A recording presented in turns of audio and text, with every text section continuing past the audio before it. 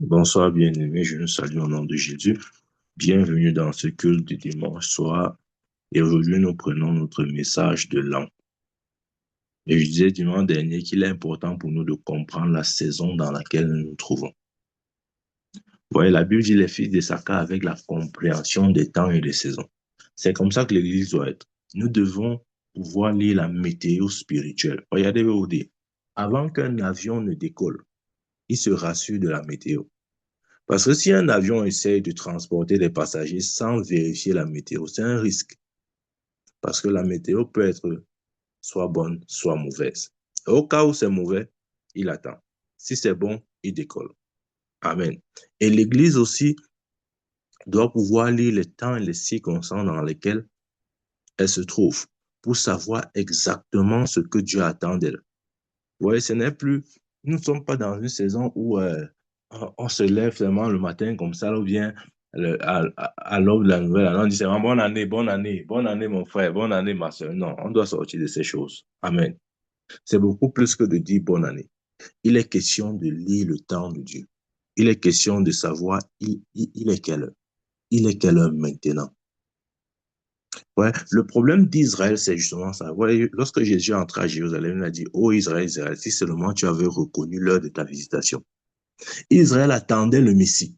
Et quand le Messie est venu, parce qu'elle n'avait pas la compréhension des temps et des circonstances, Israël n'a pas su que voilà le Messie qu'ils attendaient.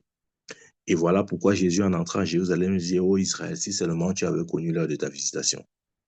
Et parce que Israël, écoutez bien, et parce que Israël n'a pas connu l'heure de sa visitation, Dieu a mis une pause sur Israël pendant 2000 ans, où justement l'évangile a été tourné vers les nations, vers les païens, c'est-à-dire vers les non-juifs. Regardez, je vais vous dire, lorsque vous manquez de reconnaître le temps et la saison, ça peut vous coûter cher. Amen. Jésus qui était venu, lui-même, il a dit, une fois à cette femme cananéenne qui disait, oh, guéris ma fille, il avait dit quoi? Il avait dit, le Fils de l'homme est venu pour les brebis perdues de la maison d'Israël. Amen. Donc, Jésus lui-même s'était défini comme étant le Messie d'Israël. Mais parce que Israël n'a pas compris le temps et la saison, il est devenu le Messie de l'humanité. Je prie au nom de Jésus que nous ne manquions pas de comprendre le temps et la saison dans laquelle nous sommes. Sinon, nous allons rater la chose la plus importante, la chose majeure qui est sur le point d'arriver sur terre. Amen. Et ça va d'ailleurs faire partie d'un élément de comment dire, ça fera partie d'une des choses que je vais annoncer dans ce culte de 2025. Amen. Donc, bien aimé, ici ce soir, j'aimerais nous présenter le temps de Dieu. C'est important. Si nous ne connaissons pas le temps de Dieu, nous allons passer à côté de beaucoup de choses. Ouais, lorsque Dieu, comment je vais dire ça?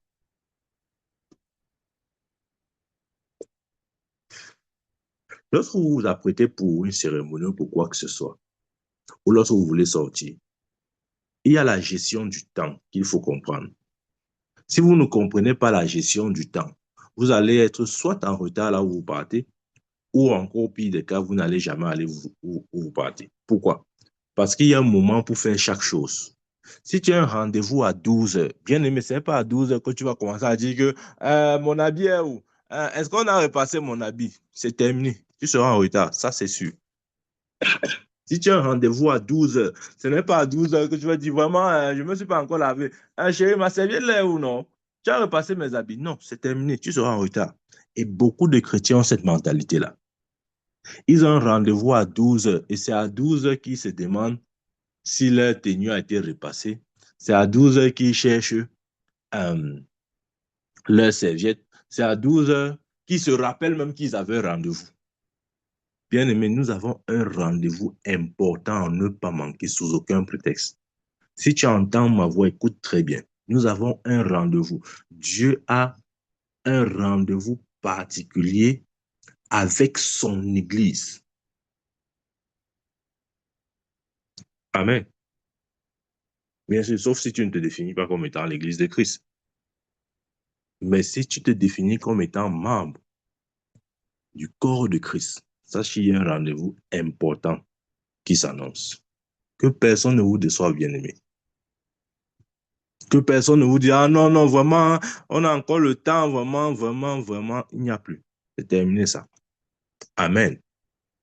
Ouvrons notre Bible dans Jacques, Jacques chapitre 1, verset 4.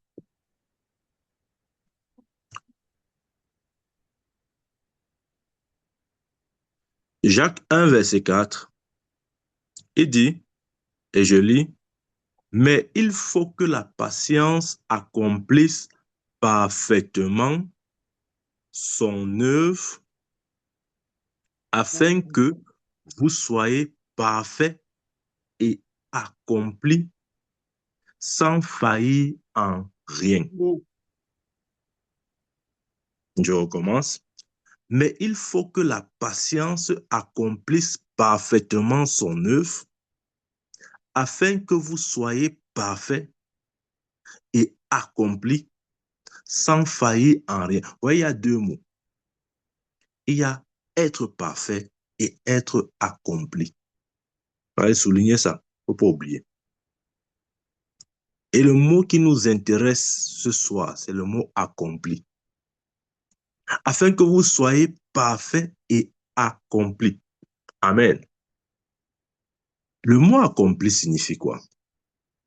Accompli, dans le grec, c'est holokléros. OK? Et ça signifie complet dans son ensemble.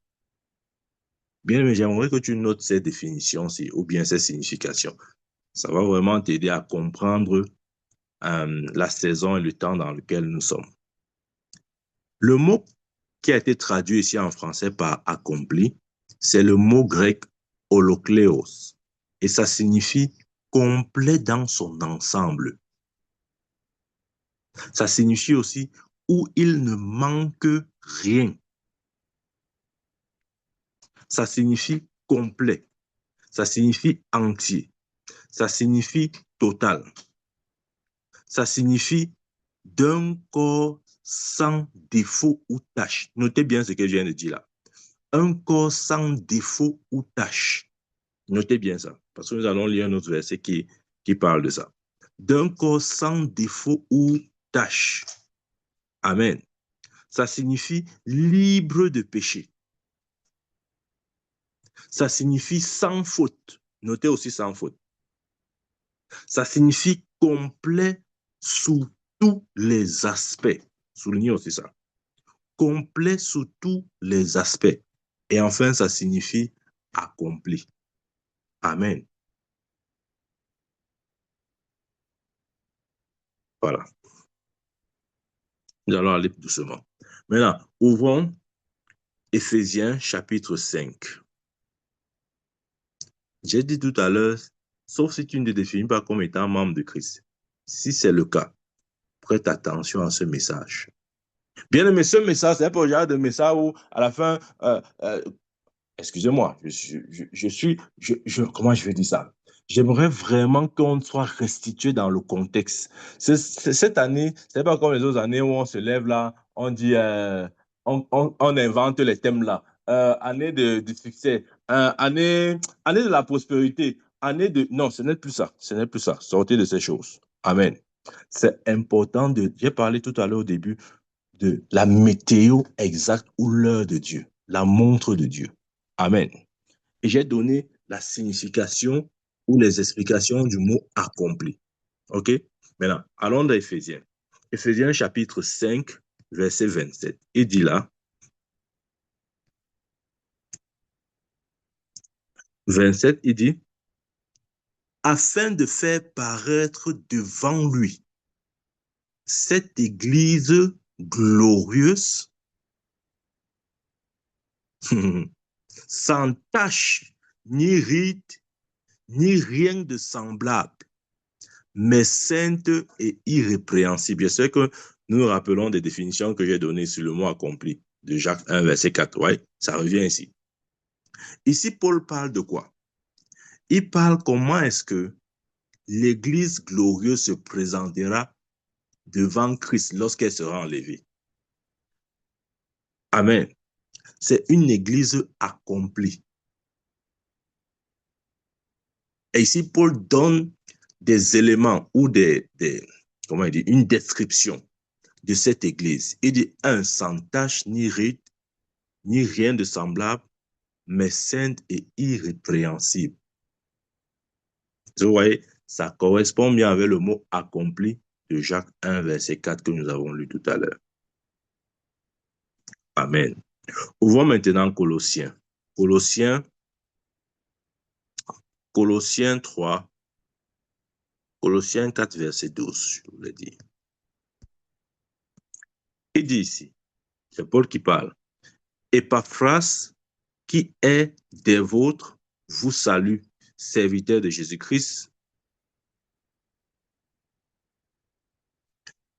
Il ne cesse de combattre pour vous dans ses prières afin que, parfait et pleinement persuadé, vous puissiez, dans une entière... Oh non, la version, c'est... Attendez que je lis ça dans King James. Ça ne me donne pas ce que je veux. Donne-moi une minute que j'ouvre King James. OK. King James, verset 12. Il dit ceci. Épaphras, qui est un des vôtres, un serviteur de Christ, vous salue, se donnant toujours de la peine pour vous dans ses prières, pour que vous demeuriez, regardez, il se donnait la peine dans les prières pour un but, pour que vous demeuriez parfait et accompli dans toute la volonté de Dieu. Amen. Je relis. Épaphras, qui est un des vôtres, un serviteur de Christ, qui est un homme de Dieu, un collègue de service de l'apôtre Paul, vous salue, se donnant toujours de la peine pour vous dans ses prières, pour que vous demeuriez parfait et accompli dans toute la volonté de Dieu. Bien aimé, la volonté de Dieu depuis le temps de l'Église primitive, encore plus aujourd'hui, c'est que l'Église soit parfaite et accomplie. Parce que c'est cette Église glorieuse que Jésus vient chercher. Ni tache, ni rien de semblable. Une Église accomplie. Amen. Qu'est-ce que je veux dire? Plus que jamais, si ce n'était pas le cas, que ce soit le cas pour toi, nous devons être conscients de ce mystère. Lorsque l'apôtre Paul parle, il dit mystère caché depuis les âges, mais révélé maintenant. Christ en nous, l'espérance de la gloire. Cette église glorieuse, c'est cette église qui est consciente de ce mystère de Christ en elle. Bien aimé, s'il y a une chose dont tu dois être conscient, 7 jours sur 7, 24 heures sur 24, de lundi à dimanche, de janvier à décembre, c'est le mystère caché depuis les âges, mais révélé maintenant, Christ en nous, l'espérance de la gloire. Parce que c'est ça le christianisme. Le christianisme, c'est Christ en nous. Le christianisme n'est pas une religion. Le christianisme n'est pas l'adhésion à une philosophie, une pensée ou une morale ou quelque chose de ce genre. Non, ça n'a rien à voir. Amen. Le christianisme, c'est une relation. Il est temps pour nous d'entrer dans cette relation.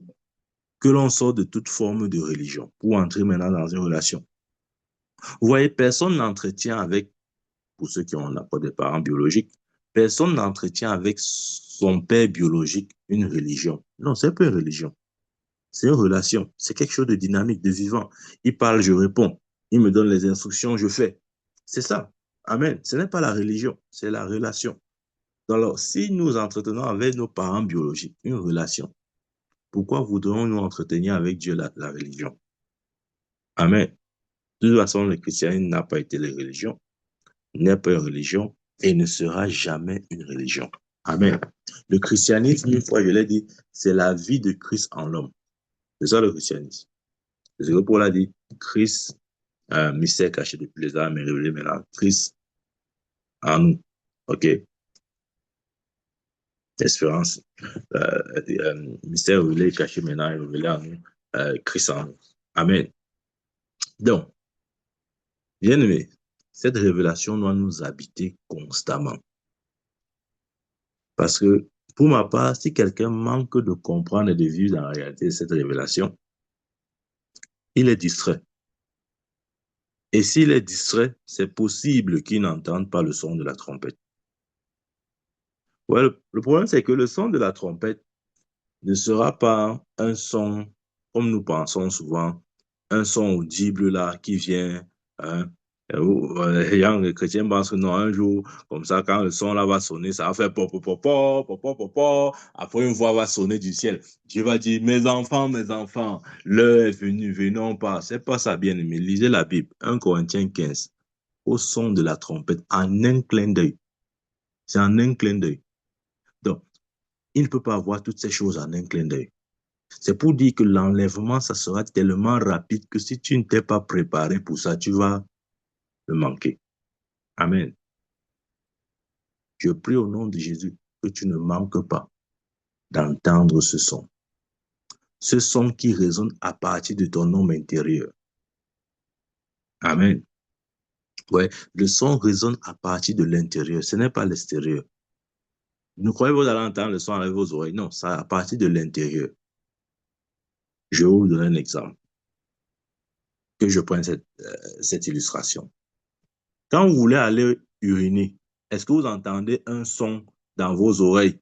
Est-ce que vous entendez Dieu vous dire, mon enfant, il est temps pour toi d'aller uriner, va uriner? Non, vous n'entendez rien de la sorte. C'est que vous percevez clairement, c'est un signal de votre corps. Votre corps vous envoie un signal et parce que vous n'êtes pas un enfant, vous savez interpréter chaque signal du corps. Et quand c'est le signal pour l'urine, pour les urines, vous savez. De la même manière, vous saurez et vous entendrez ce son. Amen. C'est pas quelque chose qu'on va vous enseigner que, bon, voilà, le son de la trompette, tu vois, ça sonne comme ça là. Quand on dit son de la trompette, ça veut dire signal, c'est tout. Ce n'est pas un son dans le sens d'un appareil de musique comme la trompette qui sonne. Non, c'est pas ça, c'est un signal. C'est ça que l'apôtre Paul appelle le son de la trompette. La trompette parce que ça appelle au rassemblement. Amen. De toute façon, c'est un signal de l'intérieur que Dieu dépose en nous. Et tu sauras. Oh, ne me demande pas comment tu sauras, tu sauras. Si je n'ai pas besoin de te dire quand tu veux uriner, je n'aurai pas besoin de te dire quand ce son va résonner dans ton esprit. Amen. Donc, c'est important pour nous de comprendre bien ce principe, bien-aimé. De comprendre le mystère révélé, caché et révélé, Christ en nous, l'espérance de la gloire. Voyez une chose que j'aimerais dire à propos de Christ. Christ, qu'est-ce que Christ signifie en réalité? C'est vrai, dans l'Ancien Testament hébreu, c'est traduit par Messiah, et dans le Nouveau Testament, c'est traduit par Christ. Mais que ce soit l'hébreu, que ce soit l'Ancien ou le Nouveau Testament, ça renvoie une même chose. Ouais. Rappelez-vous, un jour, dans Daniel, Jésus a décrit Jésus comme étant le Fils de l'homme. Ça voulait simplement dire que, dans sa description de Jésus en tant que Fils de l'homme, il voulait simplement dire que, puisque Jésus est Dieu et qu'il le définit comme Fils de l'homme, il veut simplement dire que Dieu prendra la forme humaine. Et c'est ça même la signification de Fils de Dieu.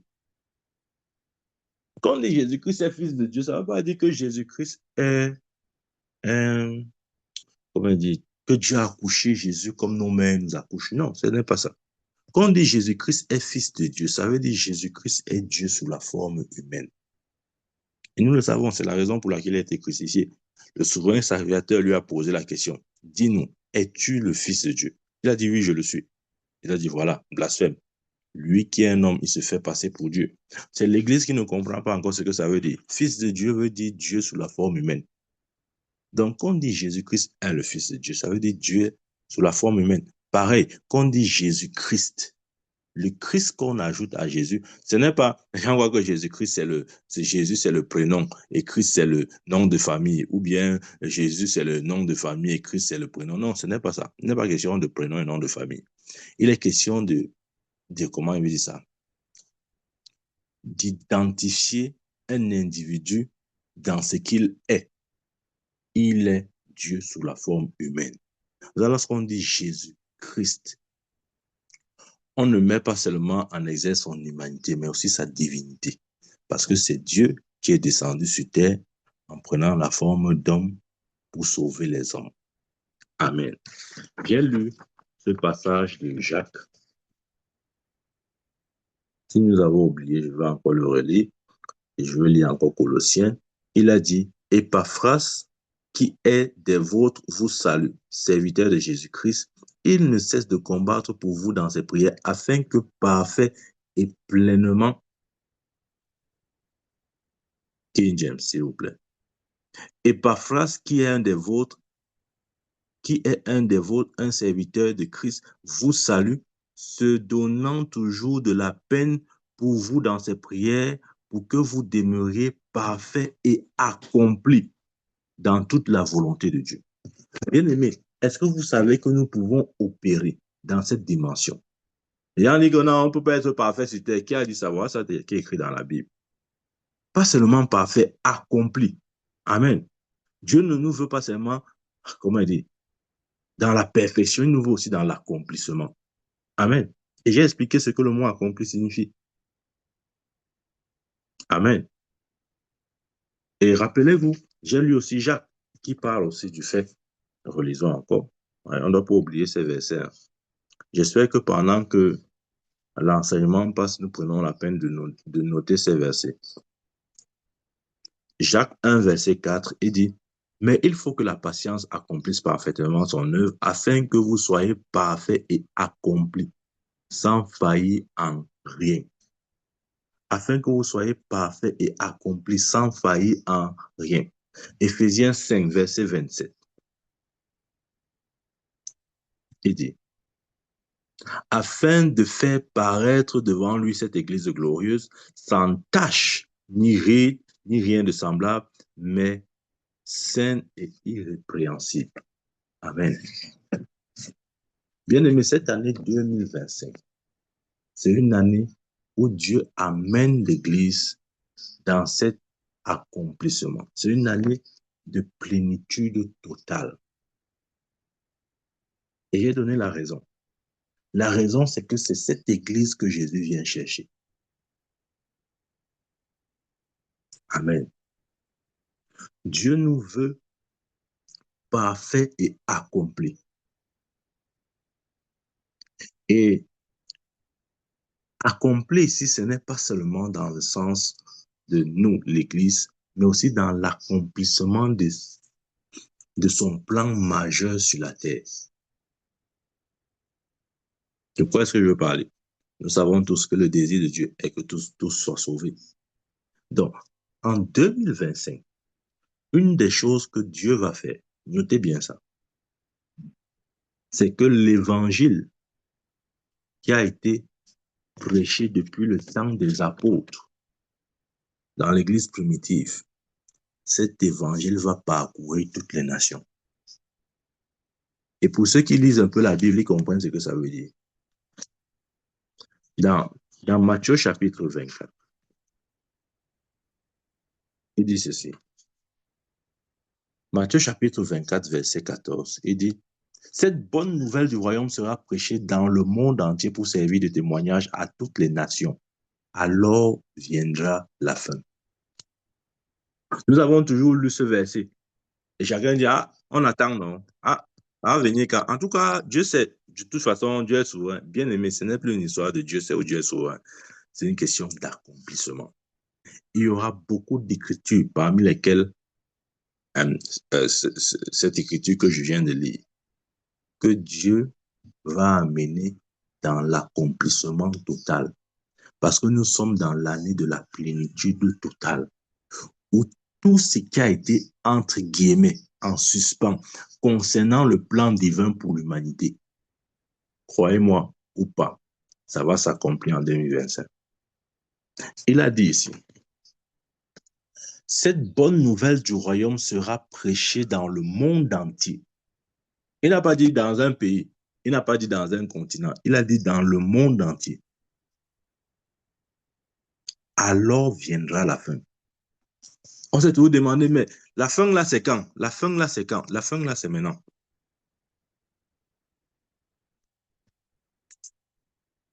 Alors, la fin là, c'est quand, n'est-ce pas? Depuis que les apôtres de Paul ont dit que Jésus va venir, vraiment, on attend que Jésus vienne. Il ne vient pas. Il est même comment, ce Jésus? Je veux vous dire, la fin, c'est maintenant. Amen.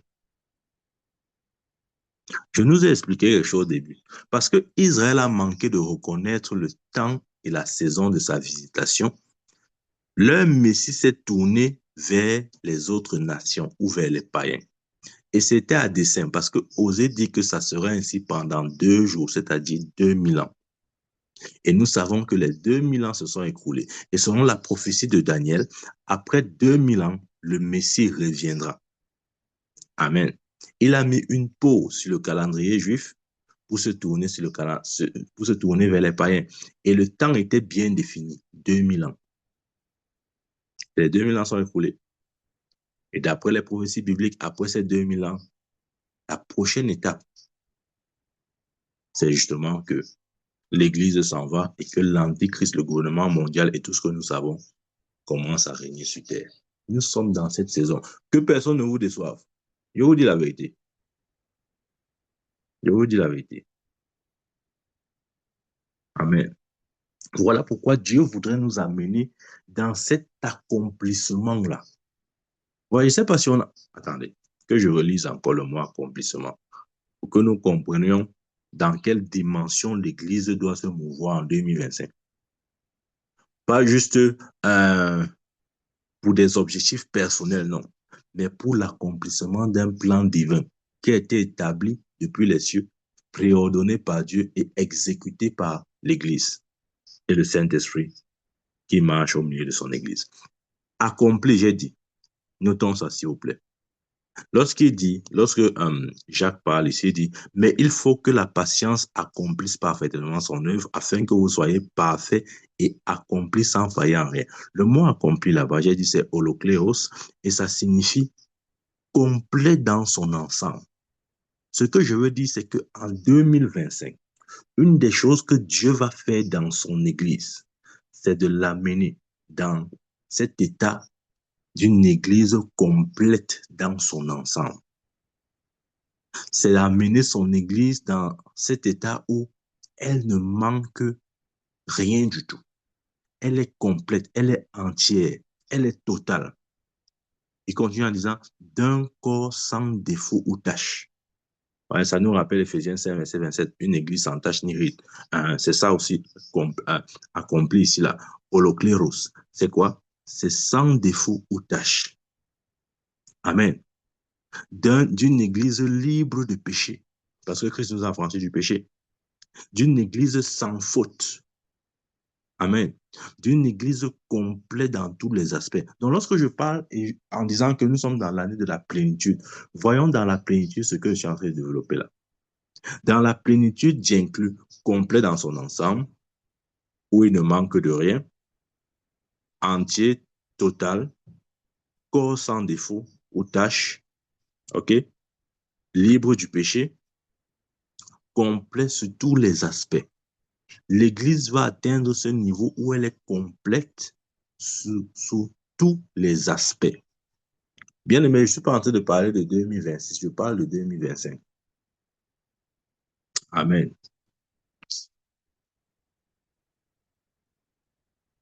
Pourquoi cette parole sort? C'est pour nous préparer. Bien aimé, prépare-toi, dispose-toi à cela. Parce que c'est ce que Dieu veut faire.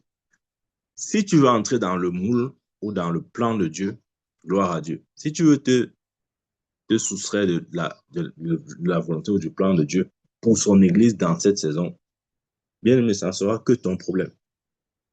Amen. Dieu nous veut accomplis. Dieu nous veut dans cette plénitude totale où il nous manque de rien, libre du péché, complet sur tous les aspects. Parce que c'est cette Église qu'il vient chercher. Amen. Et j'ai dit, nous pouvons marcher, Colossiens l'a dit, nous pouvons marcher dans la connaissance de sa volonté totale. Rappelons-nous une fois qu'on parlait des trois types de volonté. Nous avons parlé de l'épignosis, qui est le niveau le plus élevé, où nous connaissons avec précision. Maintenant, les gens disent, mais comment est-ce que nous pouvons connaître ces choses avec précision? Parce que c'est ça. L'Église doit entrer dans la connaissance précise. Vous voyez, hein, qui dit que Jésus a dit que personne ne connaît ni le jour ni l'heure. Vraiment, mon prophète, tu veux nous dire quoi là? Écoutez, il faut lire votre Bible. Il a dit personne ne connaît le jour ni l'heure. Il n'a pas dit personne ne connaît l'année. Ah, voilà, vous comprenez maintenant. Il n'a pas dit personne ne connaît le mois. Il a parlé du jour et de l'heure. Amen. C'est terminé. Bien aimé. Éphésiens. Lisons maintenant Philémon. Philémon 1, verset 6. Il dit, je lui demande que ta participation à la foi soit efficace pour la cause de Christ en faisant connaître en nous toute espèce de bien.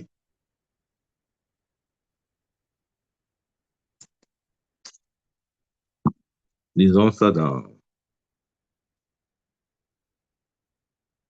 lisons ça dans 8 secondes. Philémon.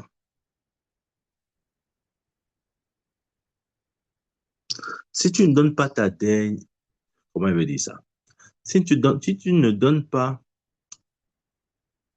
ce qui te reste comme force ou énergie à Dieu et à son royaume, bien aimé, tu vas entrer dans un regret profond. Je dis, tu vas entrer dans un regret profond. Vous voyez, ce n'est plus l'heure où on dit, OK, je fais d'abord mes choses, après je veux faire les choses de Dieu après. Priorise le royaume de Dieu. Que Matthieu 6, 33 soit ton partage. Cherchez premièrement le royaume. En d'autres termes, ou encore Colossiens qui dit, affectionnez-vous des choses du royaume. Bien évidemment, plus leur dire que non, je veux d'abord faire mes affaires. Maintenant, bon, si j'ai un peu le temps, bon, mon prophète, après là, on va voir Dieu. Non, ce n'est plus ça, bien aimé. Si tu ne commences pas avec Dieu, ne commence du tout pas. Si ce n'est pas d'abord Dieu, que ce ne soit personne d'autre. Amen. Il dit, je lui demande que ta participation à la foi soit efficace pour la cause de Christ en faisant reconnaître en nous toute espèce de bien. Lorsque je parle de l'année de la plénitude ou l'accomplissement, c'est aussi entrer dans la connaissance. Lorsqu'il parle ici de afin de connaître, c'est le mot épignosis, la connaissance précise totale. Oui, pour que nous entrons, pour que nous coulions dans cette plénitude totale, ce n'est possible que si nous reconnaissons ces choses que Dieu a déposées en nous. Si nous reconnaissons, comment dire, ces bénédictions qu'il a déposées en nous. Lorsque je parle de bénédiction, je fais référence uniquement à Christ. Si nous manquons de reconnaître Christ en tant que notre tout, nous n'allons pas couler dans cette plénitude, dans cet accomplissement. Bien aimé, il n'est plus ici question de accomplissement de mes projets. Vraiment, le prophète a dit que c'est l'année de l'accomplissement. Vraiment, mes projets là, ça va s'accomplir. Vraiment, le prophète a déjà prophétisé. Ce n'est plus ça, bien aimé. Amen. Nous ne parlons pas d'un agenda individuel. Je parle d'un agenda global ou divin. Amen.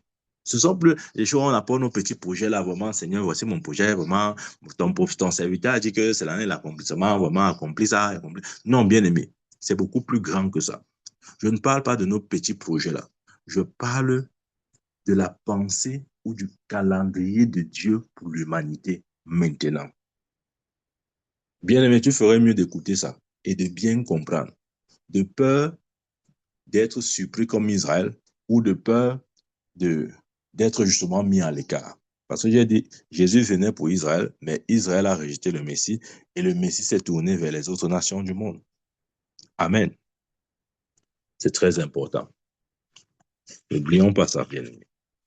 Dans Romains 15,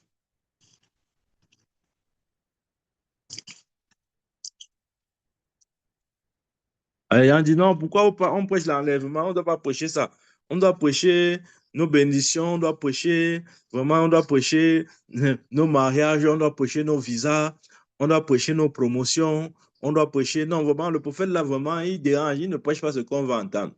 Bien-aimé, je me place au-dessus de tous tes voyages, tes visas, ton mariage, tes enfants et tout ce que tu veux. Là, je te présente le calendrier, l'horloge globale de Dieu sur la terre. C'est beaucoup plus grand que tes petits projets-là. Amen. Romains 15, verset 29. Il dit, je sais qu'en allant vers vous, c'est avec une pleine bénédiction de Christ que j'irai. Philémon a dit reconnaître en nous, le fait de reconnaître en nous les bénédictions, les biens que Dieu a placés. Et ici, Paul dit quoi? Paul dit, je sais qu'en allant vers vous, c'est avec une pleine bénédiction de Christ que j'irai. Bien aimé, c'est pour dire que c'est possible de marcher dans cette plénitude, dans la plénitude de la bénédiction. Il a dit la plénitude de la bénédiction, s'il te plaît. Ne renvoie pas ça à tes petits besoins là, que oh, vraiment, mon prophète, il me faut le travail, il me faut la maison, il me faut la voiture. C'est beaucoup plus grand que ça. C'est l'accomplissement de l'agenda et du plan de Dieu. La raison pour laquelle Jésus est venu, la raison pour laquelle il est mort, la raison pour laquelle il est ressuscité, c'est-à-dire la moisson des âmes.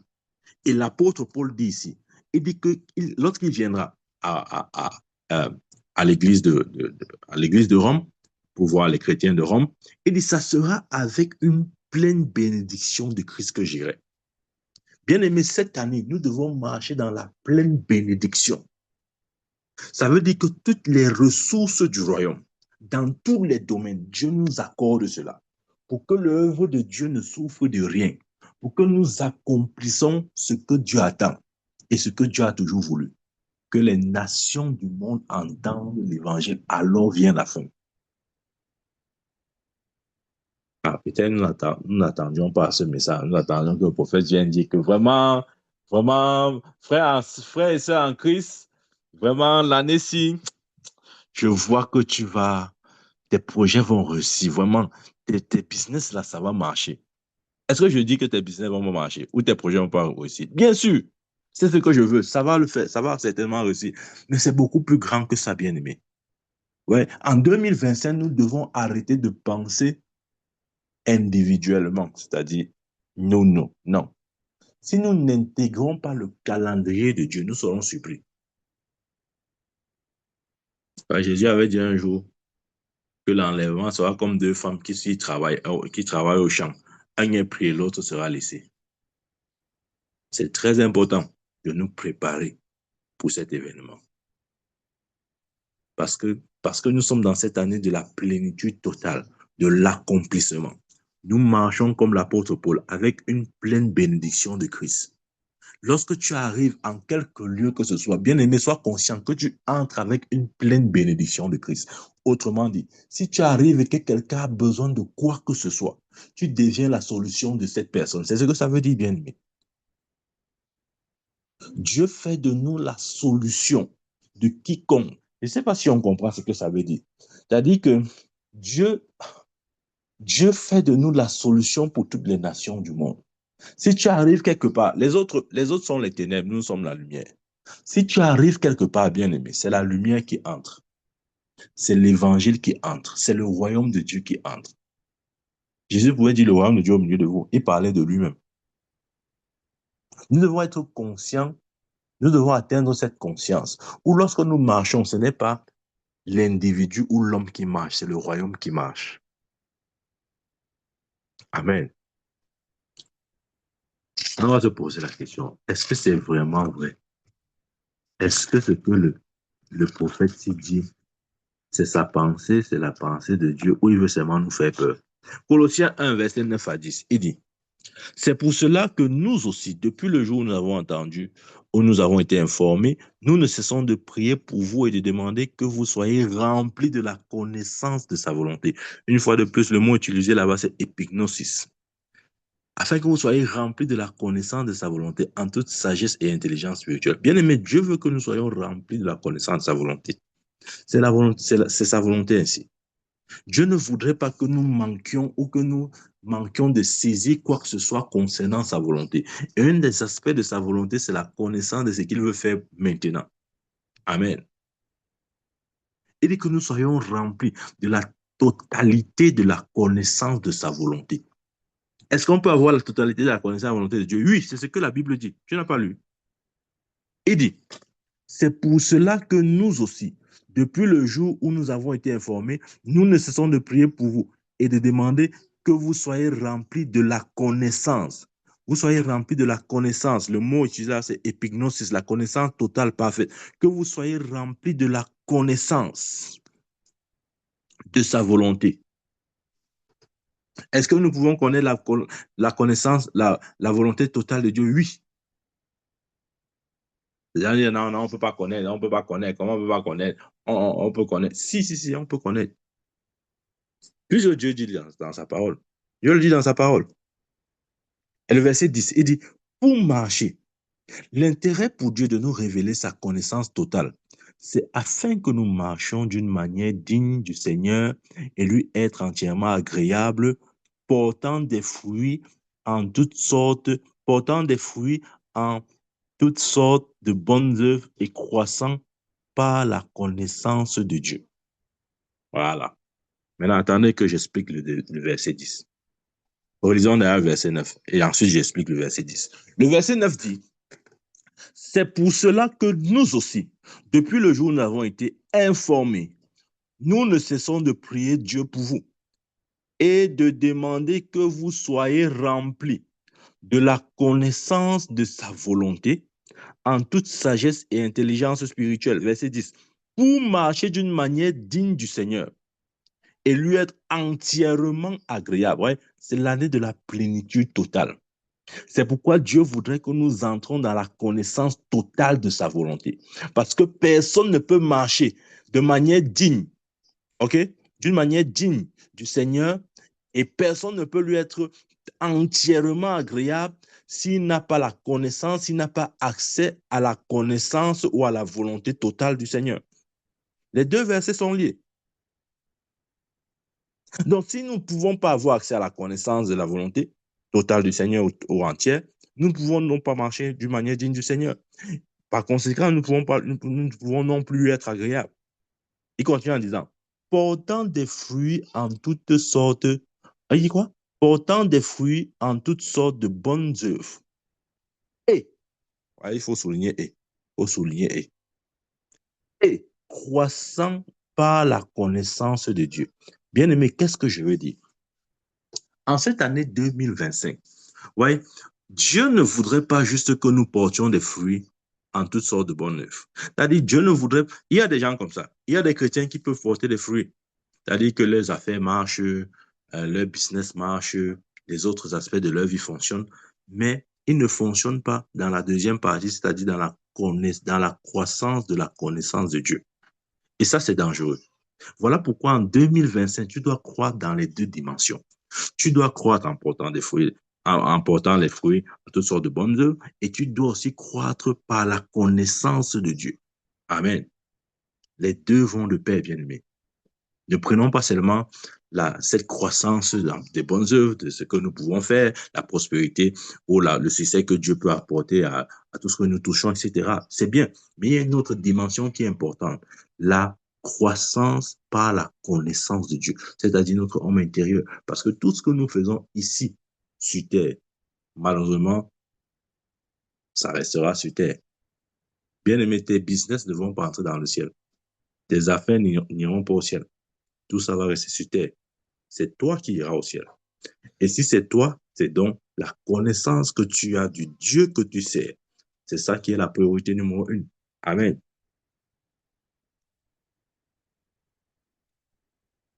Je vous ai dit. Et si vous ne m'avez jamais cru, croyez-moi sur ce point. C'est terminé. C'est terminé. L'agenda de Dieu, l'horloge de Dieu pointe déjà midi. Et à midi, c'est terminé. C'est pourquoi, bien aimé, ok, attendez, on va lire cet verset aujourd'hui. Éphésiens 4, Éphésiens 4, verset 13. Voilà une des choses que Dieu voudrait faire en 2025. Rappelons-nous, c'est une église sans tache ni ride et rien de semblable que Jésus vient chercher. Une église glorieuse. Éphésiens 4, verset 13, il dit, jusqu'à ce que nous soyons tous parvenus à l'unité de la foi et de la connaissance du Fils de Dieu, à l'état d'homme fait à la mesure de la stature parfaite de Christ. Voilà l'église que Jésus vient chercher. Et ça sera possible si l'église a accès à la volonté totale de Dieu. Si l'église a la connaissance du calendrier divin, des desseins de Dieu, du plan global de Dieu, et si elle s'y conforme. Amen. Jusqu'à ce que nous soyons tous parvenus à l'unité de la foi et de la connaissance du Fils de Dieu, à l'état d'homme fait à la mesure de la stature parfaite de Christ. Amen. Je prie au nom de Jésus. En cette année 2025, ça sera ton partage.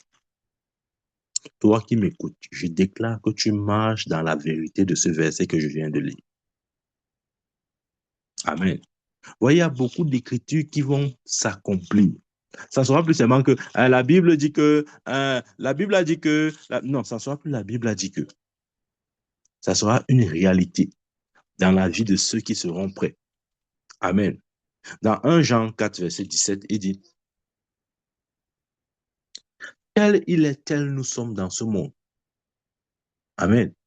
Tel il est, tel nous sommes. Bien-aimé, il dit tel il est, c'est-à-dire tel il est maintenant assis à la droite de Dieu, tel nous sommes. Tel il est. Là, on parle de Jésus ressuscité, Jésus glorifié. C'est comme ça que nous sommes. Et c'est dans cet état que l'Église est enlevée. L'état où l'Église est comme Christ, parce qu'elle a compris et parce qu'elle marche dans la plénitude de la connaissance de Dieu. Bien-aimé, c'est cette Église que Jésus vient chercher. Et je prie au nom de Jésus que Dieu puisse te voir véritablement membre de ce corps glorieux, le corps de Christ. Amen. Dont nous faisons, dont nous sommes membres. Il dit dans Colossiens 2, verset 10, vous avez tout pleinement en lui, qui est le chef de toute domination et de toute autorité. Ouais, vous avez tout pleinement en lui. Bien-aimé, réalise que tu as tout pleinement en Dieu. Ça veut dire que Dieu s'est rassuré de nous. Ouais, c'est le mot accompli qu'on a lu tout à l'heure là. C'est-à-dire, c'est l'état où il ne te manque de rien. Parce que justement, Dieu t'a donné tout de manière totale, dans sa plénitude. J'ai dit, ça ne sera plus juste des versets bibliques. Ça sera plus que des versets bibliques. Ouais, un jour, Jésus est entré dans le temple. Et la Bible dit qu'il avait l'habitude de lire les versets bibliques. Ouais, Jésus était aussi lecteur des versets bibliques, hein, comme beaucoup d'entre nous. Avant ses 30 ans, il avait l'habitude, lisez la Bible. La Bible dit qu'il avait l'habitude d'entrer dans le temple et lire les versets bibliques. Mais un jour, après son baptême, après être passé par le désert, il est reparti dans la même synagogue où il avait l'habitude de lire les mêmes versets bibliques. Mais ce jour-là, c'était différent. Il est entré dans la synagogue. La Bible dit qu'on lui a donné le livre du prophète Ésaïe. Et la Bible dit qu'il a cherché les versets où il était écrit, l'Esprit du Seigneur est sur moi. Il m'a oint pour annoncer une bonne nouvelle, pour ouvrir les yeux aveugles, pour proclamer une année de grâce, etc. Et comme d'habitude, les gens croyaient que c'était la lecture. Mais ce jour-là, ce n'était pas la lecture. Comment je le sais? Lorsqu'il a fini de faire cette lecture-là, il a dit, la parole que vous avez écoutée s'est accomplie aujourd'hui. Bien aimé, ce que je suis en train de dire, c'est que les versets que je suis en train de lire, ça ne sera plus des versets bibliques. Du moins pour le corps de Christ de manière globale, sauf si tu t'extrais de ce plan divin. Pour le corps de Christ de manière globale, ça ne sera plus seulement les versets bibliques. On dit que l'Église, la Bible a dit que Dieu nous a donné la plénitude. La Bible a dit que la plénitude de Dieu en nous. Non, ça ne sera plus les versets bibliques. Ce jour-là, Jésus, quand il a lu le livre d'Ésaïe, il a fini en disant, ce que vous avez entendu s'est accompli aujourd'hui. Bien-aimé, 2025, notez ma parole, ça va s'accomplir dans le corps de Christ. Maintenant, si quelqu'un ne veut pas marcher dans la lumière de cette révélation, ça ne sera que son problème. Mais de toutes les façons, c'est le plan de Dieu pour son Église. Et je prie au nom de Jésus que toi-même, tu ne te soustrais pas à ce plan, ce plan-là. Amen.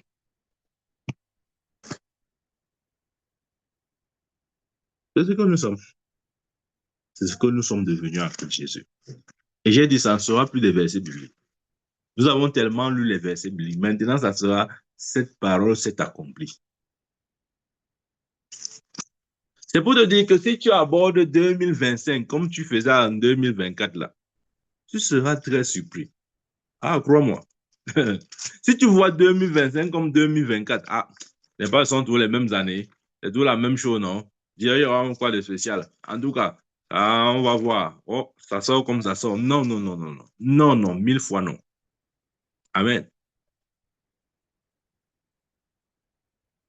Et bien aimé, toi qui écoutes ces paroles, tu es béni. Ah, crois-moi, tu es béni. La Bible dit, nous sommes membres de son corps. Ephésiens 5, verset 30. Nous sommes membres de son corps. Bien-aimé, tu dois être conscient 24 heures sur 24, 7 jours sur 7 que tu es membre du corps de Christ. Tu n'es pas juste un élément, un singleton ou une pièce à part. Non, tu es membre du corps. La vie de la tête est la vie du corps. Rappelons, la Bible dit dans Somme quoi? C'est comme l'huile qui descend de la tête sur la barbe et qui descend sur les vêtements. Donc, l'huile qu'on a versée sur la tête, c'est la même huile qui est sur la barbe et c'est la même huile qui descend sur le vêtement. Amen. Qu'est-ce que je veux dire? Si Jésus est le Christ et que nous sommes membres de son corps, ça veut dire que l'Église est Christ. Ah, je sais, tu n'avais jamais vu ça comme ça. L'Église est Christ, bien-aimé. Pourquoi? Parce que si la tête s'appelle Christ, le corps va s'appeler qui? Ok, réfléchissons ensemble. Si ma tête, vous appelez ma tête Michael, vous allez appeler mon corps Jean. Hmm? Si vous dites, ok, vous identifiez ma tête au nom de Michael, vous allez appeler mon corps quoi? Pierre? Non. Si la tête c'est Christ, ça veut dire que le corps est Christ, puisque la tête et le corps sont indissociables. Nous ne pouvons pas les diviser. Donc, si Dieu a décidé de faire de la tête Christ, ça veut dire que même le corps est Christ. C'est pourquoi cette révélation doit nous, cette conscience doit nous habiter tous les jours. Amen. J'ai dit tout à l'heure, je répète, ce n'était pas une erreur. En 2025, croyez-moi, l'évangile va atteindre les nations.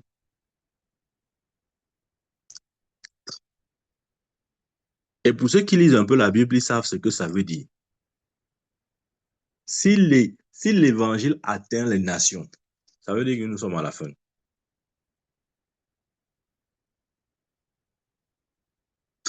Maintenant, je sais, comme tu ne prêches pas l'évangile là, quand il dit comme ça, là, tu réfléchis, tu dis que mais ça va atteindre les nations comment? Bien aimé, si tu ne prêchais pas, commence à prêcher. Parce que quelqu'un qui n'est pas en activité, il va vous dire, quand on dit des choses comme ça, là, c'est bizarre dans ses oreilles. Parce que lui-même, son esprit, lui rend témoignage qu'il ne fait rien.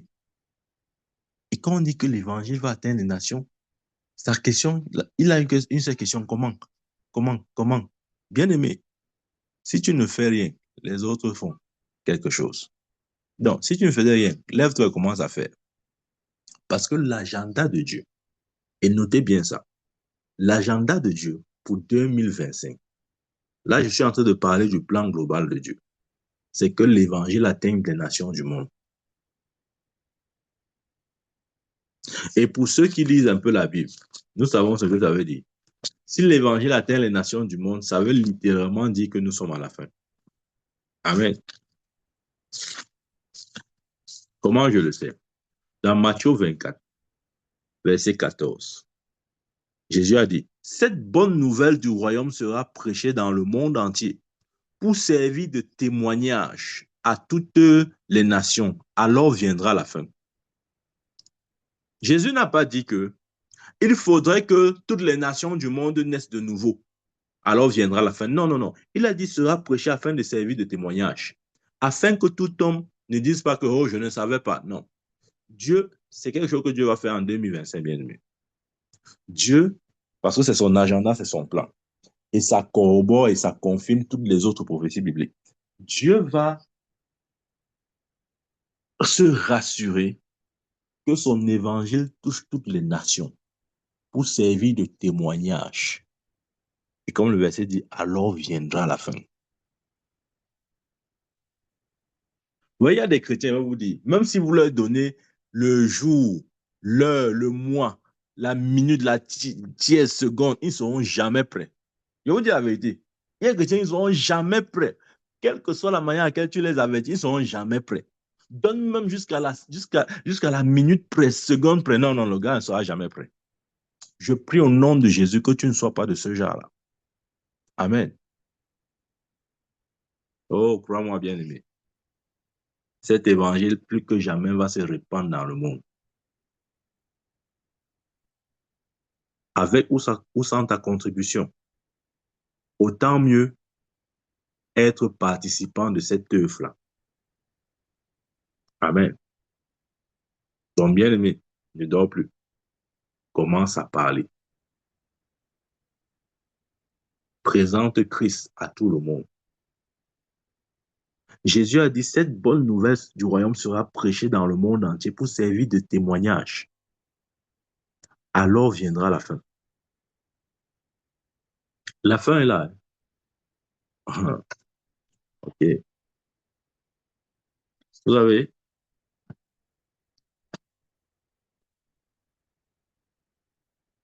des fois, le rôle des gens comme moi, ce n'est pas de convaincre, mais c'est d'avertir. Il avait dit à Ézéchiel là-bas ou à Jérémie, avertis, afin que le sang des innocents ne retombe pas sur toi. Amen. Donc, bien aimé, laisse-toi avertir ce soir. Et si tu ne faisais rien, commence à faire quelque chose. Si Dieu n'était pas ta priorité, qu'il commence à être ta priorité.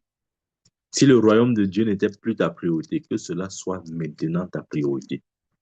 Si l'âme ou les âmes n'avaient pas de valeur pour toi, que maintenant une âme ait une valeur à tes yeux. Amen. Bien-aimé, ça c'est mon plus grand conseil que je peux te donner. C'est plus grand que toute autre chose. Amen. Terminé. Romains 15, verset 19. Ouvrons notre Bible. Romains 15, 19. C'est Paul qui parle. Il dit, par la puissance des miracles et des prodiges, par la puissance de l'Esprit de Dieu, en sorte que depuis, regardez, en sorte que depuis Jérusalem et les pays voisins, jusqu'en Illyrie, j'ai abondamment répandu l'évangile de Christ. Wow. Un individu, il n'a pas dit nous avons abondamment répandu. Il a dit j'ai abondamment répandu. Faut bien lire ta Bible. Il dit depuis Jérusalem et les pays voisins. Donc quelqu'un qui a évangélisé Jérusalem, Israël, il ne s'est pas seulement limité à Israël, il a évangélisé les pays voisins. Jusqu'en Illyrie. Il est allé au-delà même des pays voisins. Il a fait ça tout seul. Il dit, j'ai abondamment répandu l'évangile de Christ. Un individu, pas deux. Il dit un individu, pas deux. Bien aimé, il y a des gens comme ça. Il y a des gens qui ont la capacité de répandre l'évangile à une vitesse éclair. Vous vous demandez quand et comment ils ont fait. Il y a des gens comme ça, bien aimé. Regardez Paul. Il dit qu'à Jérusalem et les pays voisins, jusqu'en Illyrie, c'est-à-dire au-delà même des pays voisins, il dit, j'ai abondamment répandu l'évangile de Christ. Il n'a pas dit nous. Il n'était avec personne, il était seul. Il a gagné Israël. Il a pris les pays voisins. Il est allé au-delà des pays voisins. Il dit, j'ai répandu abondamment l'évangile. Amen. Une seule personne. Bien aimé, si Dieu pouvait utiliser Paul, un individu, pour prêcher à Jérusalem, dans les pays voisins, au-delà des pays voisins, une seule personne, il peut encore le faire aujourd'hui. Donc, ne reste pas là, tu dis que vraiment, est-ce que vraiment l'évangile là va remplir la terre comme le prophète l'a dit? Vraiment, est-ce que c'est vraiment vrai? Je t'ai dit, si tu veux, tu crois, si tu veux, je ne crois pas. 2025, ça va s'accomplir. Donc, tu ferais mieux d'être comme Paul et de commencer à prêcher à ton niveau aux gens vers qui Dieu t'envoie. Pour que ce jour, tu aies aussi ta part de récompense. Bien aimé, le monde aussi, tout est éphémère. Hein. Salomon avait dit vanité de vanité, tout est vanité. Vaudrait mieux avoir des richesses que la rouille ne pourra toucher. Et ces richesses-là, c'est investi dans le royaume de Dieu. Une façon d'investir, c'est aussi de gagner les âmes, de parler de Christ aux hommes. L'apôtre Paul, lui seul, Jérusalem. Jérusalem est la capitale. Jérusalem est le cœur même d'Israël. Il n'a pas seulement évangélisé à Jérusalem. Il a dit les pays voisins. Il ne s'est pas arrêté aux pays voisins. Il est même allé en Illyrie. Une seule personne. Il dit j'ai abondamment répandu. Il n'a pas dit nous. Il n'était avec personne, bien aimé. Et je veux vous dire, peut-être vous ne savez pas, il n'y avait aucun moyen technologique comme aujourd'hui. Il n'y avait pas les Internet, les WhatsApp, les Facebook, les Twitter. Il n'y avait rien de tout ça. Comment un individu peut évangéliser Jérusalem, les pays voisins jusqu'en Illyrie, sans technologie? Nous, aujourd'hui, on a tout. On a tout, hein. On a tout. Mais on n'arrive pas. Bon, certains, pas tous. Dieu merci.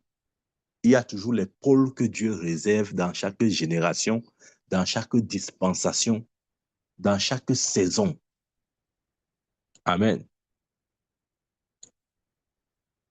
Maintenant, quand je dis que l'évangile va atteindre les nations en 2025, les gens disent, ah, comment je sais ça?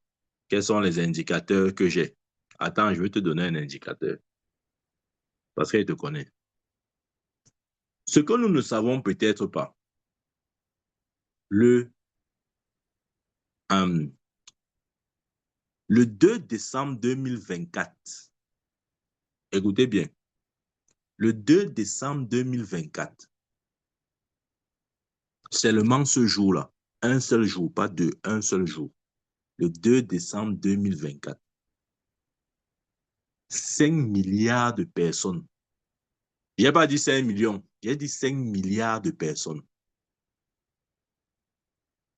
ont à coup sûr entendu l'évangile. Je dis 5 milliards.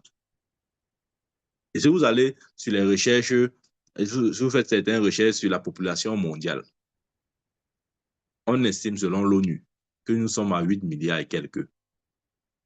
Et seulement le 2 décembre, 5 milliards ont entendu l'évangile. Seulement un seul jour, un seul jour. Amen. Un seul jour, 5 milliards. Et Jésus a dit, cet évangile sera prêché dans tout le monde entier pour servir de témoignage, alors viendra la fin. Donc, peut-être qu'on dit que 2025, l'évangile va être rempli la terre. Tu es là comme ça, là, tu dis, oh, comment vraiment, le gars là dérange. Hein? Il raconte quoi là-bas? Je suis en train de te dire une vérité. 5 milliards.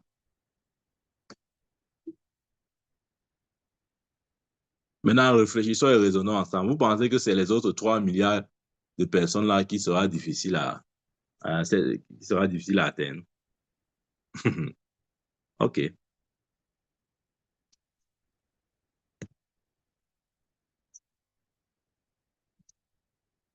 5 milliards de personnes ont reçu, entendu parler de Jésus. Et non pas seulement entendu de bouche, ils ont eu un support physique. Ils ont eu un document qu'on les a remis à main propre comme ça, que prends, voici ta part, prends, voici ta part. 5 milliards. Seulement le 2 décembre, je ne parle pas de 2 jours, seulement en un seul jour. Et Jésus a dit, lorsque cet évangile va remplir la terre, alors viendra la fin. Tu es toujours en train de croire que vraiment, tu as le temps, vraiment, j'ai le temps, j'ai mes projets, j'ai mes... OK. Ou après tes projets. Mais ne sois pas surpris. Amen. Regardez Paul. Lui seul, il a prêché à Jérusalem, dans les pays voisins et en Illyrie. Une seule personne, pas deux, une seule. Bien aimé, si tu dormais, réveille-toi. Je te parle comme je me parle. Réveillons-nous. Réveillons-nous de ce sommeil. Arrêtons de penser que nous avons assez de temps et en restant là à croiser les bras, à attendre je ne sais qui. Non, le temps est fini. Le temps est fini.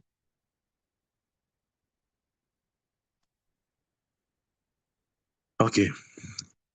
Dans Romains chapitre 11, Romains 11, je vais lire verset 25. Il dit ceci. Car je ne veux pas, frère, que vous soyez ignorants, que vous ignoriez ce mystère, afin que vous ne vous regardiez point comme sages. C'est qu'une partie d'Israël est tombée dans l'endurcissement jusqu'à ce que la totalité des païens soit entrée. Jusqu'à ce que la totalité des païens soit entrée. Israël est tombé dans l'endurcissement. Quel était l'endurcissement d'Israël? C'est justement d'avoir rejeté le Messie. Et parce qu'ils ont rejeté le Messie s'est tourné maintenant vers les païens, c'est-à-dire les non-juifs. Eh bien, mais je vais vous dire ceci. Il dit jusqu'à ce que la totalité des païens soit entrée. Bien aimé, il y a un nombre défini. C'est ce que Paul essaye de dire.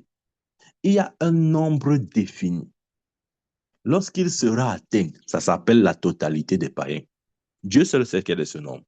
Mais dès que ce nombre sera atteint, c'est-à-dire la dernière personne qui, selon le plan et le calendrier divin, était prédestinée au salut, lorsque cette personne va donner sa vie à Jésus, à ce moment-là, la fin viendra.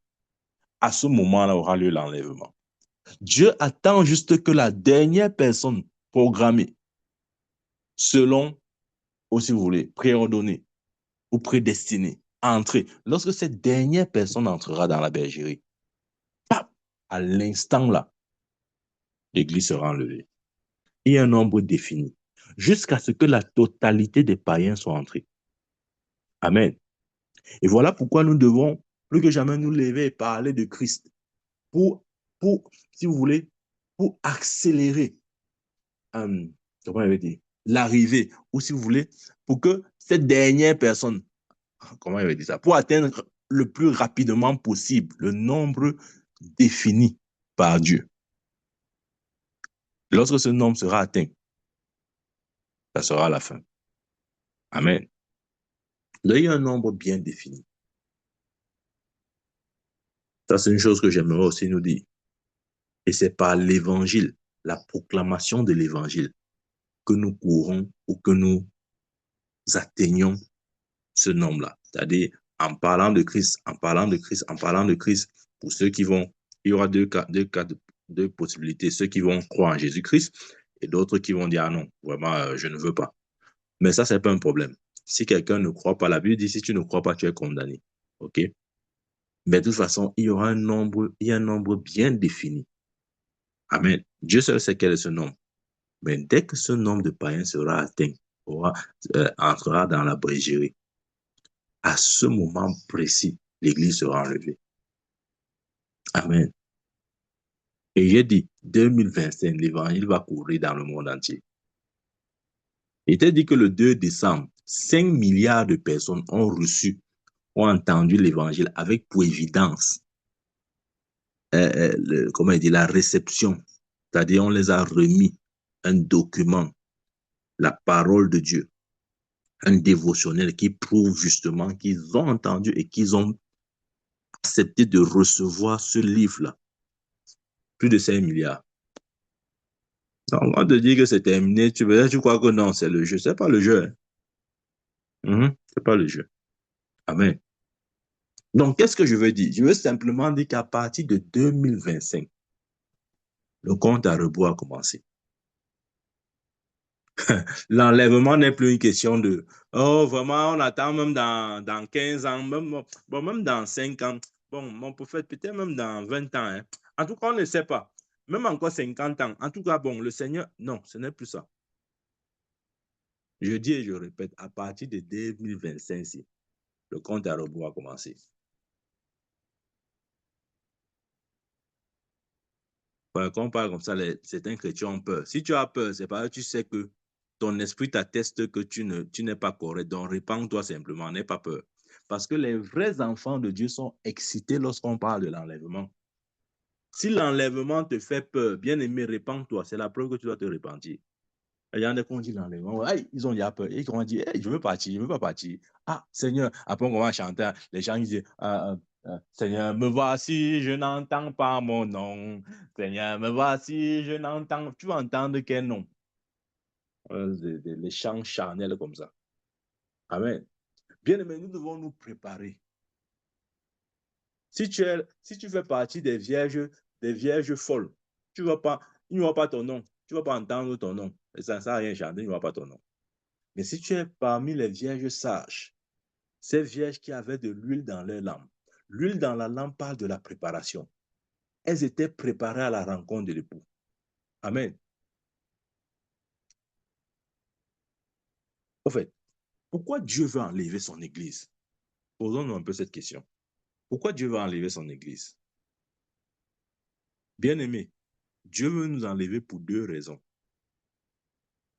Un, parce que la Bible parle des fêtes des noces de l'agneau, qui sera une fête de 3 ans de 3 ans au ciel, qui va correspondre dans le système terrestre à 7 ans, qui est la période de la grande tribulation, parce que justement, Dieu nous réserve une fête au ciel.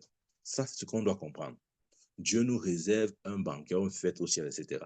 C'est pour ça que Dieu nous enlève pour cette fête-là, qu'il prépare pour son Église. Ça, c'est la première raison. La deuxième raison, c'est que Dieu nous épargne de ce qui va venir sur terre. Qu'est-ce qui va venir? L'installation de l'Antichrist avec tout son gouvernement, avec son système diabolique que nous connaissons, avec l'oppression, avec le déchaînement des esprits. Il y aura des esprits, il y a certains esprits qui sont un peu comme enchaînés. Mais quand l'Église sera enlevée, ils seront déchaînés. Peut-être vous ne savez pas ça. Lisez Apocalypse. La Bible dit que la terre va passer par un chaos tel qu'elle n'a jamais connu depuis sa fondation. Imaginez-vous, depuis que Dieu a créé la terre, il y aura un chaos tel que bien aimé, c'est pour nous éviter ces choses que l'Église doit être enlevée. Amen. Dieu ne voudrait pas que nous passions par ces choses. C'est pourquoi la solution de Dieu, c'est de nous enlever. Et quand il nous enlève, il nous prépare une fête au ciel. Mais pour ceux qui ne seront pas enlevés, ils seront obligés de passer par la grande tribulation, cette période de 7 ans d'oppression. Et peut-être vous ne savez pas, ou vous savez, tout est déjà arrangé pour ça. Or, croyez-moi, tout le système luciférien et tout ce qui va avec cette... Thessaloniciens dit quoi? Thessaloniciens dit que lorsque ce qui retient l'impie sera... Comment il dit ça? Je paraphrase. Hein. C'est-à-dire que l'impie sera manifesté lorsque ce qui le retient sera enlevé. Et ce qui retient l'impie, c'est l'Église. Bien aimé, je veux te dire, la seule raison pour laquelle l'Antéchrist, son gouvernement, sa monnaie, sa religion et tout ce que nous connaissons ne se manifeste pas, c'est parce que l'Église est encore sur terre. Et lorsque nous serons enlevés, il n'y aura plus aucune force contraignante. Il va exercer son gouvernement, son règne, sa domination sur tous les êtres humains. Et à ce moment, le salut sera au prix du sang. Qu'est-ce qui est bien? Être enlevé quand l'enlèvement aura lieu, ou bien obtenir au salut au prix de son sang. Bien sûr, moi je préfère prendre le premier vol. Parce qu'il y aura 2 vols de toute façon. Le premier vol ou le premier enlèvement, c'est ce que nous attendons. Et le deuxième, il y aura un deuxième enlèvement. Le deuxième enlèvement, ça sera... Parce que quand le premier enlèvement va prendre place, ceux qui jouaient, les chrétiens qui étaient jongleurs là, qui ne voulaient pas vraiment être chrétiens, qui étaient chrétiens, pas chrétiens, ils sont à gauche, ils sont à droite, ils tergiversent là, un pied dehors, un pied dedans. Quand l'enlèvement, le premier vol va se produire, Ça sera un signe et un témoignage pour eux. Amen. Ils sauront et comprendront et réaliseront. Hey, dans l'affaire qu'on parlait, si était vrai. Mais sauf que la Bible dit qu'ils obtiendront un salut au prix de leur sang. Ça veut dire quoi? Ils seront obligés de passer par l'oppression qu'imposera l'Antichrist. Amen. Imaginez-vous, on vous dit, vous ne pouvez ni acheter ni vendre si vous ne prenez pas la marque de la bête. Et celui qui prend la marque de la bête, Apocalypse dit qu'il est condamné. Est-ce que vous pouvez vivre sur cette terre sans acheter ni vendre? Combien de temps allez-vous résister? Ça sera difficile. Bien sûr, la Bible dit qu'il y aura certains qui résisteront, mais ça sera tellement difficile que je n'ai pas envie de passer par là, de toute façon. Voilà pourquoi c'est important de se préparer pour le premier vol. Amen. Rappelons-nous, l'apôtre Jean au ciel, pendant qu'il causait avec l'ange, à un moment donné, il a vu les âmes venir, les âmes apparaître au ciel. Et il demande à l'ange que, mais ces âmes-ci que je vois avec des robes vêtues en blanc, ce sont qui là? L'ange dit, ce sont les saints issus de la grande tribulation. Donc, ça veut dire que la grande tribulation aura 7 ans et, et quelque part dans la deuxième moitié, puisque c'est 3 ans et demi fois 2, donc dans la deuxième moitié, parce que les premiers 3 ans et demi, l'Antichrist va se présenter comme la solution du monde, etc., etc. Il va se présenter, il va séduire le monde. Mais c'est la deuxième moitié qu'il va montrer sa dimension diabolique. Et quelque part là-bas, c'est-à-dire parmi les 3 ans et demi, là, dans la saison, là, disons, dans la deuxième partie, là, il y aura comme un deuxième enlèvement. Et ce sont ces âmes que l'apôtre Jean a vues dans le ciel. Et l'ange a dit, ce sont les âmes issues de la grande tribulation. Donc, bien aimé, je préfère être parmi ceux qui vont aller dans le premier vol. Parce que quand tu prends le deuxième vol, non seulement tu as manqué la fête que Jésus a organisée au ciel pour son église, et tu as connu une souffrance que tu pouvais bien évidemment éviter. Amen. Donc, l'église sera enlevée. L'église sera enlevée. OK. Je crois que j'avais déjà donné, nous avions eu quelques enseignements. Donc, on a fait un peu d'eschatologie sur ce sujet-là. Je nous encourage à les réécouter. Mais j'aimerais comme ça donner 2 éléments pour, pour confirmer ce que je suis en train de dire. Ouais, le premier, c'est ce que je disais tantôt. La Bible parce que justement, Israël a été endurci, Israël a rejeté le Messie. Le Christ s'est tourné vers les païens, vers les non-juifs. Et la Bible nous fait clairement savoir que cette absence, c'est pour 2 jours, et 2 jours selon Pierre, il dit un jour est comme 1000 ans et 1000 ans est comme un jour. Ça correspond à une période de 2000 ans. Donc, parce que les Juifs ont rejeté Jésus, pour 2000 ans, Jésus s'est retourné vers les païens, c'est-à-dire les non-juifs. Amen. Mais selon la prophétie de Daniel, ça c'est la 69e semaine, après les 2 jours, nous retombons à la 70e semaine. S'il vous plaît, réécoutez juste les enseignements. J'avais bien expliqué ça là. J'essaie juste d'être bref pour que nous comprenions que les Écritures confirment que nous sommes justement dans la saison. Donc, si nous prenons 30 ans, OK, et nous ajoutons les 2000 ans prévus pour, pour les Juifs, pour les païens, les non-Juifs, nous retombons à 2030. Sauf que le calendrier sur lequel nous sommes, plusieurs s'accordent pour dire la précision de la date, c'est-à-dire ce que nous appelons l'an zéro, qui devrait être la naissance de Christ, n'est pas très exacte. Donc, certains pensent qu'il faudrait remonter ou reculer de 3 à 4 ans pour tomber exactement sur l'an zéro. Et si c'est le cas, nous nous retrouvons à 2028-2027 comme étant le maximum. Ça, c'est le premier argument. Le deuxième argument, Jésus a dit, attendez que je trouve ça.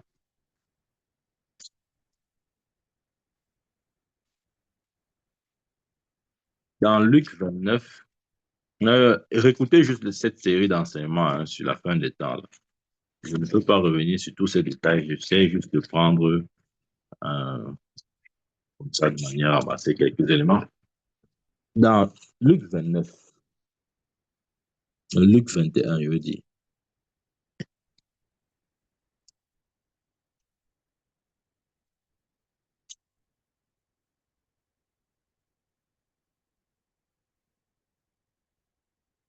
Il dit, c'est par là que je vais finir. Les hommes rendant l'âme de terreur, que je-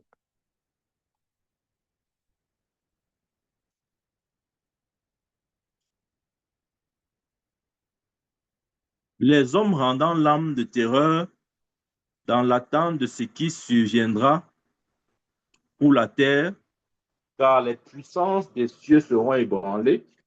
Ouais.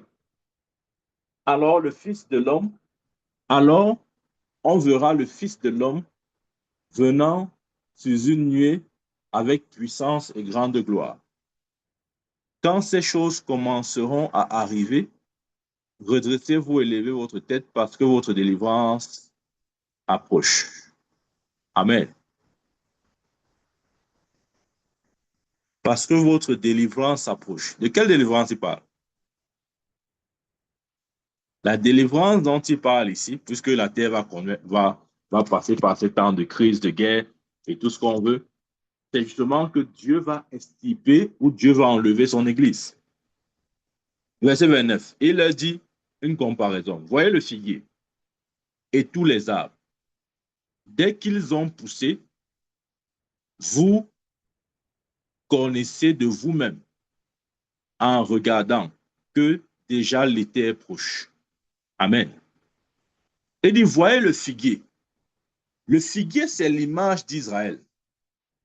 Il dit, voyez le figuier et tous ses arbres. Dès qu'ils ont poussé, vous connaissez de vous-même en regardant que déjà l'été est proche. De même, quand vous verrez ces choses arriver, sachez que le royaume de Dieu est proche. Verset 32. Je vous le dis en vérité, cette génération ne passera point que tout cela n'arrive.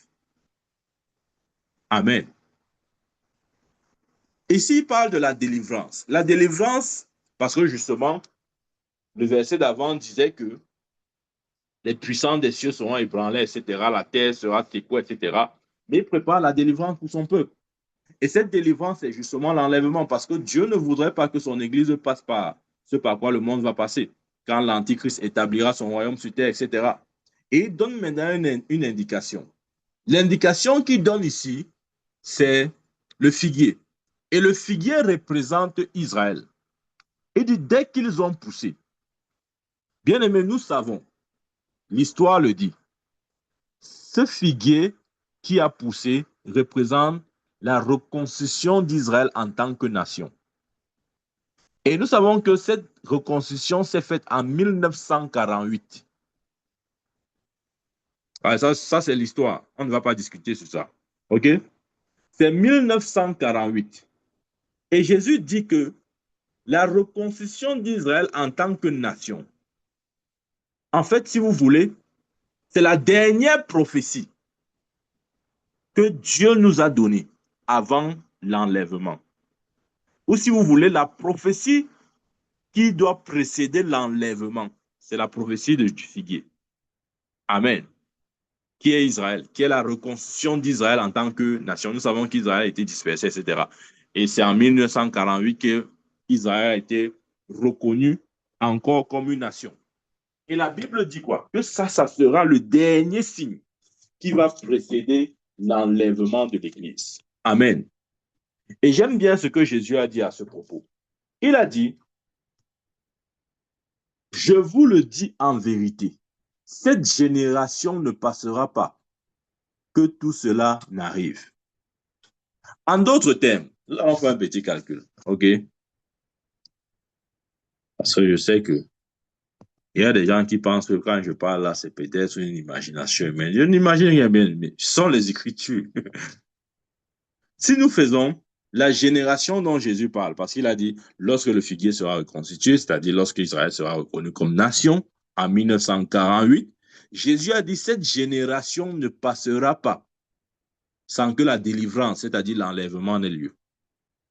Maintenant, nous savons que, puisque Jésus parlait étant sous la loi, nous savons qu'une génération, selon Somme, c'est de 0 à 80 ans. Ça, c'est ce que la Bible appelle les générations dans la dispensation et l'Ancien Testament dans laquelle Jésus était. C'est de 0 à 80. Donc, si Jésus dit que, écoutez bien, Jésus dit que cette génération ne passera pas sans qu'il y ait délivrance et sans qu'il y ait l'enlèvement. OK? Parce que la délivrance, c'est ôter justement son Église du monde à cause de ce que la terre va subir. Cette génération ne passera pas. On a quand même fait le coup préparatoire. Si on fait 1948 plus 80, qui est la dispensation ou la période d'une génération, nous sommes en 2028. Voilà. Tu commences à comprendre. Ça veut dire que normalement, j'ai donné deux éléments, ok, deux arguments. Le premier argument, c'est la naissance de, enfin, c'est l'absence de Jésus, parce que justement Israël a rejeté, et d'après les prophéties, c'est pour une période de 2000 ans. Et si nous prenons 2000 ans plus 30 ans, qui était la période où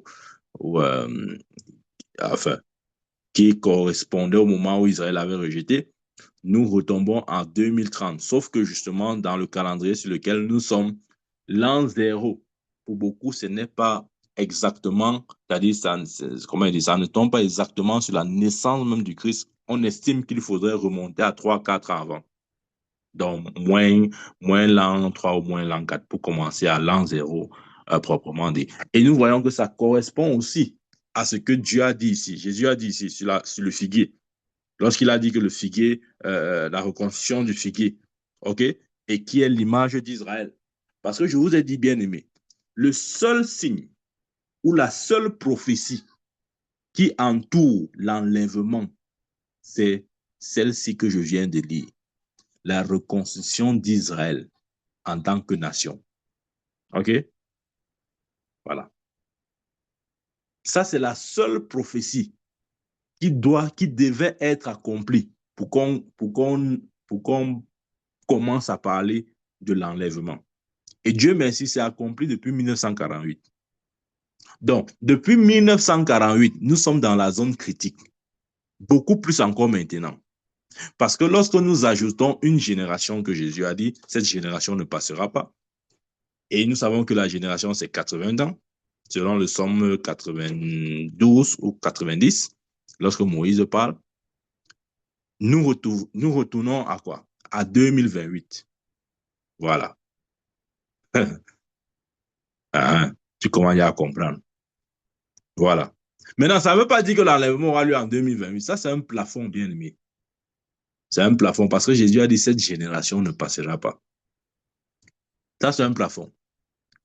Et allons même jusqu'au plafond. Si même ça retarde jusqu'à ce moment, nous sommes déjà en 2025. Bien aimé, tu cours encore après quoi?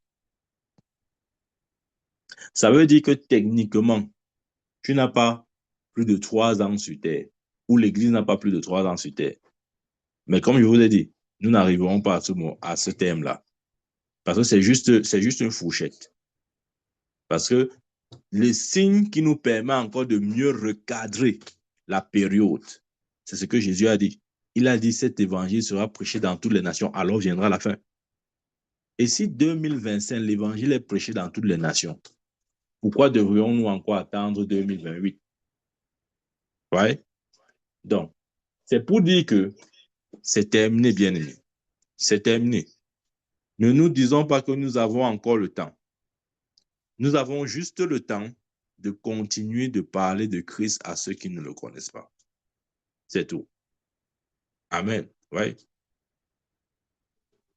Donc, bien aimé, c'était juste pour nous encourager et pour nous exhorter à la vigilance. Jésus pouvait dire veillez et priez. Amen. Veillez et priez. c'est important que nous soyons toujours spirituellement éveillés. Nous devons être spirituellement éveillés. Nous ne devons plus dormir. Nous ne devons plus dormir. À cause du temps qu'il fait, nous ne pouvons plus dormir. Jésus a dit, lorsque le figuier sera reconstitué, redressez-vous parce que le temps est là. Il a continué en disant, cette génération ne passera pas. Le figuier est reconstitué en 1948. Israël est reconnu comme nation. Et si vous ajoutez une génération qui est 80 ans, nous sommes en 2028. Ça, c'est un plafond. Amen. Et il était dit, peut-être tu as accepté ou pas, 2025, l'évangile sera prêché dans le monde entier. Donc, bien aimé, c'est pour recadrer nos priorités aussi. Commençons à avoir des priorités qui valent vraiment la peine. Ne nous laissons plus embrouiller ou disperser dans des choses inutiles. Parce que la vérité, c'est que si nous sommes distraits, notre cœur ou nos oreilles ne pourront pas entendre le son de la trompette. Bien-aimé, je n'essaie pas de t'effrayer, j'essaie de te préparer à ce qui arrive. Sois encouragé au nom puissant de Jésus-Christ. Qu'en cette année 2025, tu puisses vivre dans la plénitude totale, dans l'accomplissement total. Que tu sois accompli à tout point de vue. Au nom de Jésus-Christ. Je prie au nom de Jésus que ton esprit soit toujours disposé à la voix du Saint-Esprit. Que tu puisses toujours être prêt à obéir à toute instruction que Dieu te donne. Que ta priorité soit maintenant Dieu, son royaume et son évangile. Au nom puissant de Jésus-Christ. Bienvenue dans cette année de la plénitude totale, de l'accomplissement. Dieu vient chercher une église sans tache ni ride. Une église accomplie et parfaite.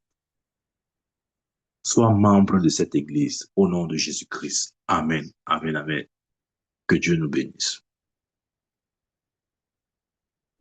Amen, amen, amen. Amen.